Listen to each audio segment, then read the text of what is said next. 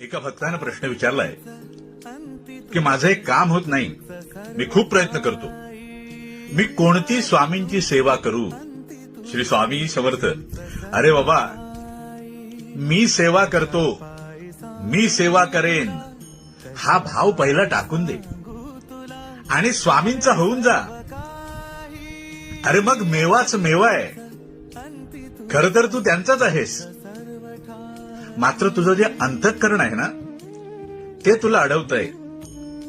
ते अंतःकरणाला स्वामी चरणी समर्पित कर आणि स्वामींना प्रार्थना कर, स्वामी मला आपल्या चरणी समर्पित करून घ्या. स्वामींनी तुला त्यांच्या चरणी समर्पित करून घेतलं की मग तुझं कोणतंच काम अडणार नाही बघ.